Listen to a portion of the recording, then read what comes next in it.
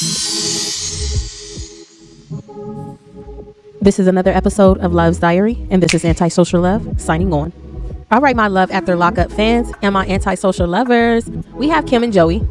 And as we see, as we first come in, Kim is talking with her dad, of course, about Joey. And her dad is just, he seemed like such a sweet man. I mean, I'm sure he must have, I'm sure he can be a hellraiser in his day. But in this episode, he just seemed like such a sweet man. It seemed like he older and he just want peace and nothing but peace and stability in his life. And he wants to be there and give his baby girl the world. You could just tell. It seemed like she's a daddy's girl for sure. But, and even if she isn't, it just seems like she really is a daddy's girl. And there's nothing wrong with it. It's very beautiful things. Very beautiful.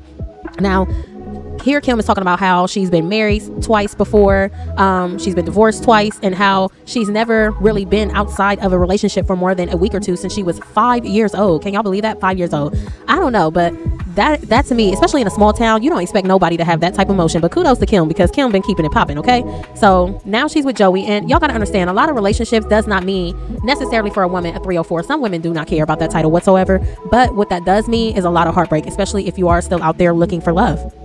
So here we have Kim, and she's talking to her dad about meeting with Joey and Joey coming home, and her being in a relationship and being in a family with Joey. And let's just say her dad, he loves her, he listens to her, but he definitely has his own, I don't know, he definitely has his own, what would you call it?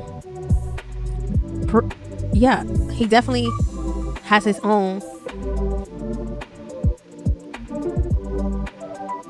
he definitely has his own ideals and feelings and interpretations of Joey. Okay, so Pops, let's just call him Pops, okay? He really believes that Joey and Joey's cousin pretty much stole from him, and he cannot prove it, but his gut feeling is telling him so. Now, this is one of those situations where he's just like, only him and his cousin knew that we wasn't going to be home, and then we got back and the dirt bike was stolen. It was gone. And the dad's just like, you know what? Even if it wasn't him, it sure looks like him. But mind you, when you stay in a small town, I mean, how much stuff really happens to where you just don't know? I'm just saying, and I'm not saying like, okay, y'all know everybody in the town, but come on, like what I've been telling y'all, some things really don't be coincidences. It's no coincidence that he was the only person, him and his cousin knew that they were going to be gone, and then the one thing that they of course would want happens to end up missing. I mean, dirt bike, boys, come on. But he just said a bike. It could have been a motorcycle bike. I don't know. But the crazy part is, the even more beautiful part is that he's willing to put all of that behind him, even his dislike and disdain for Joey behind him, all because of his love for his daughter. And this is what I mean by, if you really love somebody, whether it be Joey love her or her dad loves her, this is what I mean by putting your pride aside and being there for the betterment of your family. Because at the end of the day, he loves his daughter, so he's going to love whoever his daughter accepts, and vice versa. If Joey loves her, he's going to love her family, whether they like him or not. You got to accept them. That's a part of uniting.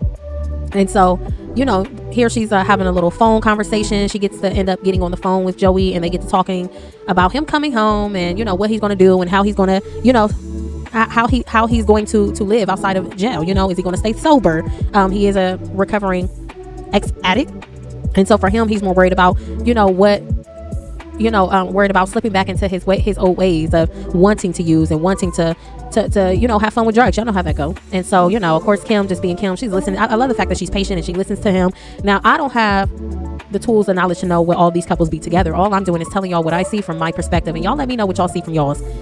If y'all love, trust me, I want love to win. But sometimes we just got to be careful who we keep allowing to love us, because that same person we open our hearts up to love us may be the person that hurts us the most. So that's why I'm just like, y'all, we got to make sure that we're going about things the right way. And it's funny, Miss Kim, her just never being by herself, it lets me know she's definitely a serial relationshipper, if y'all know what I mean. She's definitely a serial relationship girl. However, that doesn't determine if you're got a good one or not, or what determines if you're got a good relationship, whether it be a guy or a gal, is obviously y'all's chemistry together and what y'all can do and accomplish together.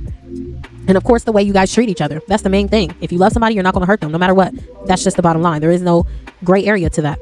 It's pretty black and white. You either do or you don't. Anyway, Kim is talking with a good friend of hers, and of course you see her kids there, and her friend has her friend is very skeptical. Let's just say that, to say the least. Her friend definitely is being what a friend should be, and pretty much checking the situation. Is he going to be a good man? Is he going to come? How do you know he's done with drugs? How do you know he wants to be a family man? She's pretty much got her own little list that she's kind of like, I don't want you to get hurt again, but you got to make sure this man is really right for you. Now, let's just say, just me being a little devil advocate, I'm hoping that she has those concerns because she really cares for her, and not in a way that she wants to be with her. But, once again, I digress. So Kim is telling her, like, I hear what you're saying, but no, none of this is anything that I have thought of. I don't want to pretty much speak this negativity into the air. Joey knows how much this means to me, and he's not going to mess this up. I have faith in him. He's going to be the perfect dad. Kidding. She didn't say perfect, but she did say that, he knows how much she really wants this relationship to work. And it hurts to hear her say that, because she really do show the pain and the hurt in her voice. You can hear it when she says that, and lets her know, like, you know what, I understand you have concerns, but he knows these concerns that I have with him as well. And if he tells me it's okay, I'm just going to have to trust that process and trust that it's actually okay. So, you know, as we all know, hopefully it works out for them. They seem to be, you know, they're doing what they want to do. This is what they want to do. They want to be together. I think the only hurdle that they are worried about is him being sober, him being faithful, him actually being a father figure, because he knows that she has children. And I think that's something she is actually looking forward to. And y'all got to understand, when y'all come into these households with broken families, as a man, you got to understand that they're going to want you to feel that dad aspect in some way, even if the children is grown. Don't nobody want to have a man around that cannot interact with their kids. It's just a fact. I don't even think that's even a livable thing. So yes, you got these kids that got, you know, y'all got broken homes. Yes, they're going to want you to come in and be dad. They're going to want you to come in and be the dad they never had. They're going to want you to come in and be the husband that they never had. That's the expectation. And I'm only saying this because most guys play games with women, and I won't say most guys, but there is a lot of guys who play games with women, and it's just like, I didn't know that. Don't expect anything. And it's just like, you know what they expected when you walked into it. So most women, not even most women, but a lot of women are very blunt about certain things because they don't want to get hurt. And so I feel like that is definitely, you know, one of those things. So yeah. Okay, so this last scene, you have Kim and Tammy, which is Joey's mother. Tammy comes to watch the kids so she could go pick up Joey, and then after she picks up Joey, they're going to spend some alone time in the cabins together. Now, I do want to point this out, because if they're going to drop the receipts, I'm definitely going to point it out. Now, Kim has mentioned that she has spent approximately $15,000 on Joey. And mind you, this is just not only with the phone calls, because I'm pretty sure those phone calls are very expensive. She says in phone calls, they spend at least $200 a week. That's a lot of money. We're going to have to do the math, but that is a lot of money to be spending on anyone. I don't care if they're incarcerated or not. That's just a lot of money, you know. But $15,000 is still a lot. Then she said she bought a car for him already and bought several other things, you know. And it's just like, wow, like, I understand you love them, but that's money your kids could have probably used. Not saying that they're not being taken care of. Obviously, they look like very healthy, sweet kids.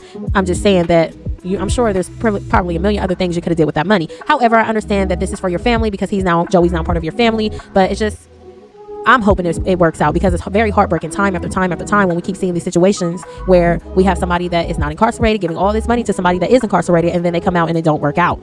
So hopefully it do, but $15,000, woo. And I'm sure it added up very quickly. Like I said, from phone calls to probably putting money on the books, so for commissary, I'm sure that adds up.